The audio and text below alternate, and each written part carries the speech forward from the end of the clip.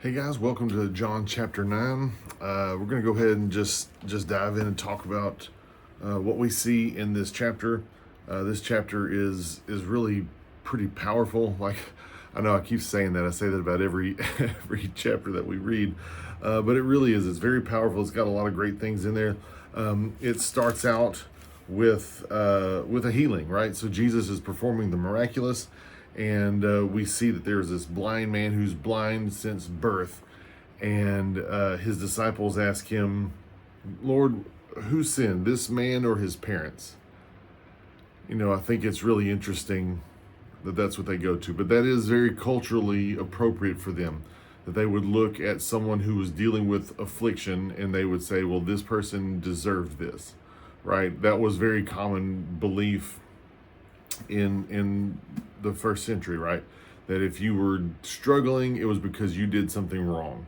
Well, this guy was born blind, so they're like, okay, well, who sinned? Did this guy, was he getting punished for some sin that he was gonna commit because he hadn't been born yet? Or was it his parents that sinned and caused him to be born blind? What is it? And Jesus says something very bold and very powerful. He says, neither this man nor his parents sinned, but that the works of God should be revealed in him. Why is this man born blind? He's born blind for the glory of God, because God is going to use this to bring glory to his name.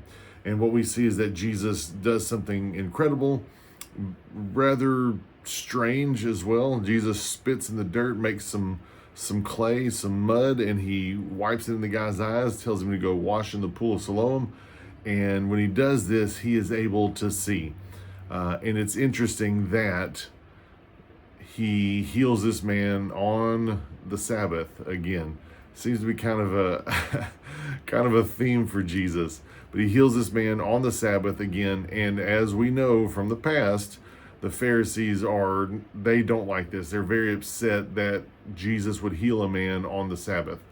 But he does this for the glory of God. He's trying to point out hypocrisy and trying to point people to himself, to the reason why he came. So he heals this man on the Sabbath again, and I love how things progress. So he's healed, and people begin to take notice, right? They're beginning to realize something's different, right? You used to be blind, but now you can see. How did this happen? There even questions like, is this really you? Needing to get his parents involved to verify this man's identity. Was this some sort of a trick, right? Asking him, how did this happen? And I love how this all plays out, that, again, people, they're taking notice of what's happening. Pharisees are asking him, getting his parents involved, and I love the way that he responds. I'll read to you from verse 25. It says, he answered and said, whether, because the Pharisees are like, there's no way that you can, trust this guy, that this guy's a sinner. And this is what he says. They're talking about Jesus. They're trying to shut down what Jesus is doing. But this is what the blind man says. He answered and said, whether he's a sinner or not, I do not know. One thing I know, that though I was blind, now I see. What he's saying is, I don't know if he was a sinner. I don't really know much about him. All I can tell you for a fact is that I used to be blind, but now I can see. People, again, they're noticing a difference. He has had an encounter with Jesus, and what he can say is, I used to be blind, but now I can see. And I think that's really important for us to notice this change in this man's life and what it produces in him. That people notice that there's a difference, and that this man had an encounter with Jesus, and because he's had this encounter with Jesus, he can't stay silent anymore.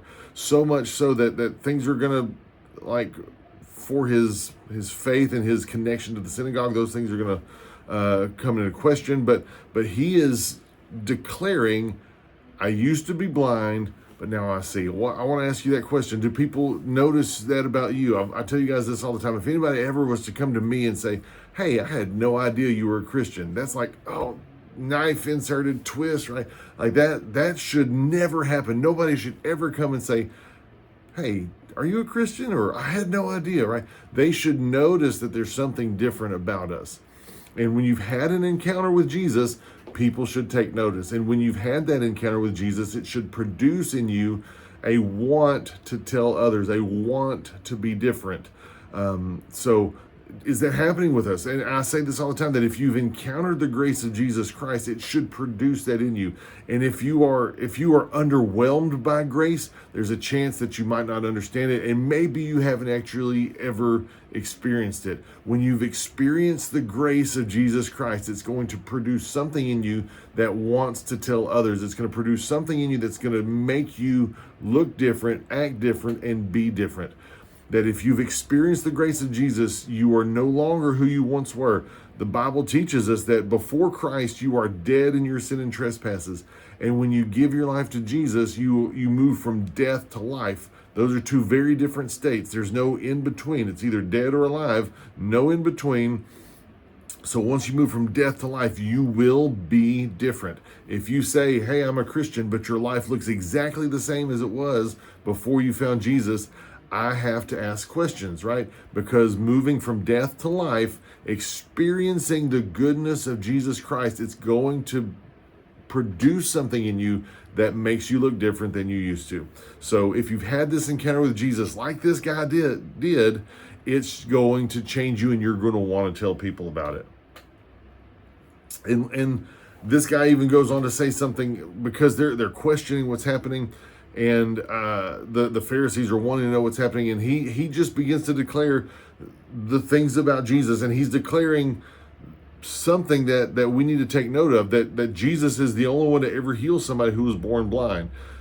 I want you to take note of this. You can go and search from Genesis all the way to Malachi, the entire Old Testament. You can read every single verse, and you will not find one single instance of a person who was born blind receiving their sight. You won't find a healing of blindness in the Old Testament at all. No one was healed. There's lots of miracles in the Old Testament, but no one was ever healed of blindness in the Old Testament.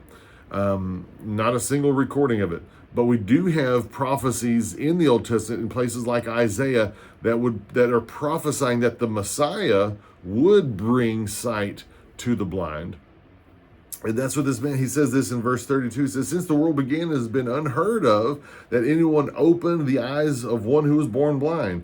If this man were not from God, he could do nothing. That's what this guy is saying about Jesus. So Jesus is doing something that is proving his divinity and showing who he is. And that's what this man is. He's just declaring, look, this cannot be anything but from God.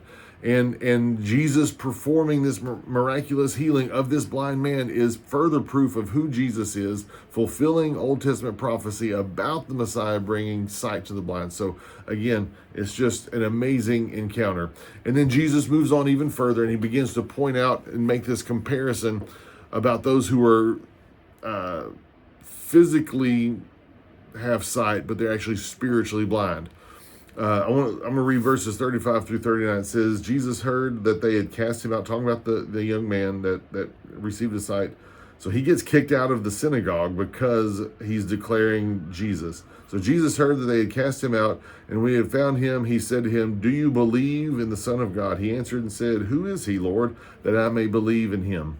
And Jesus said to him, I like this, you have both seen him, because he has his eyes now, his sight, and it is he who is talking with you. Then he said, Lord, I believe. And he worshiped him. Again, he had an encounter with Jesus. There's no other explanation, but this is the Son of God, and he believes and he worships. Verse 39, and Jesus said, for judgment I came into this world, that those who do not see may see, and that those who see may be made blind.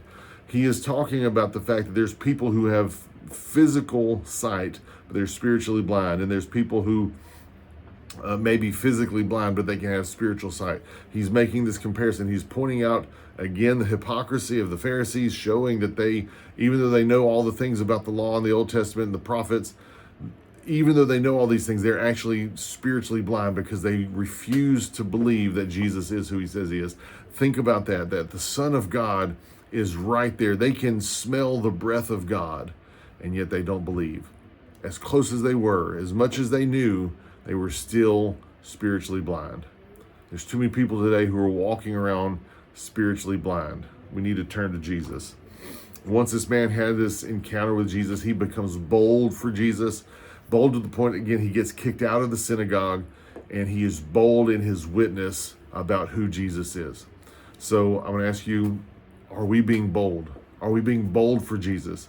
Here's some questions to discuss with your group. Here, this man, he is bold with his faith. He's declaring who Jesus is. So what does this teach us about faith and witness? What does this teach us about what we believe and what we tell people? And then what enables someone to stand firm in their faith when facing opposition? I love you guys. Thank you for sticking with this. Keep moving forward. Keep digging into the Word of God. Keep growing. Keep talking. We'll see you in the next video.